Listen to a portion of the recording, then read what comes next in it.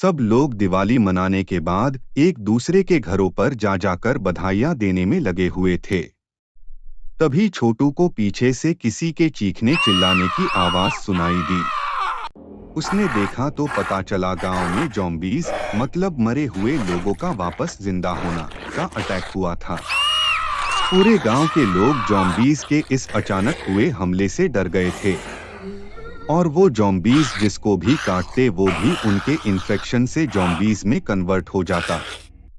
अब ये सब नज़ारा देखकर छोटू ने सोचा, अब तो इंस्पेक्टर पकोड़ा सिंह और चाचा टिंगू और उनके भतीजे लंबू पहलवान को बुलाना ही पड़ेगा।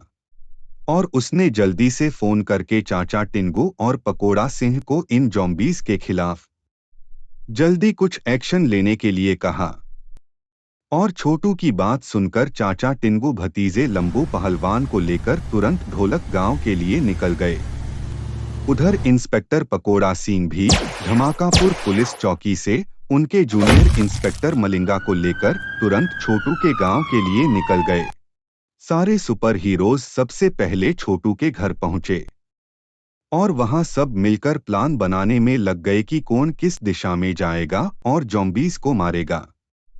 तभी चाचा टिंगू ने बोला कि खाली इनको मारने से काम नहीं चलेगा, हम लोगों को इनके बॉस सुपर ज़ॉम्बी जॉन्डिस को मारना होगा, क्योंकि ये सब उससे ही इन्फेक्टेड होकर हमारे गांव में आ रहे हैं।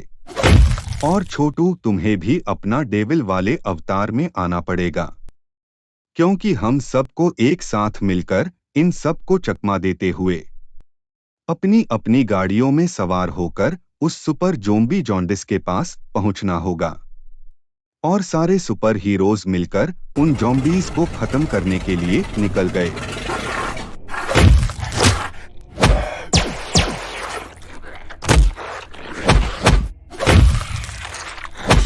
और सब सुपर हीरोज देखते ही देखते उन ज़ॉम्बीज़ को मारने लगे और धीरे धीरे जॉन्डिस के अड्डे की तरफ पहुंचने लगे।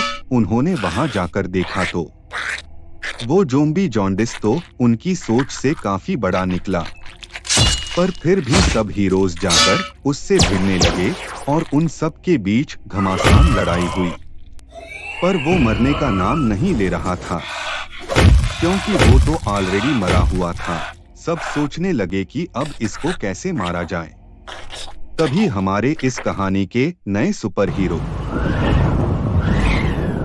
तूफान द थंडर मैन जब हम आते हैं तो सब थम जाते हैं। तूफान द थंडर मैन की एंट्री हुई और उन्होंने उस सुपर ज़ॉम्बी जॉन्डिस को अपनी आंखों की लेजर लाइट से जलाकर वही राख कर दिया। मित्रों, वीडियो को लाइक, शेयर और चैनल को सब्सक्राइब करना ना भूले।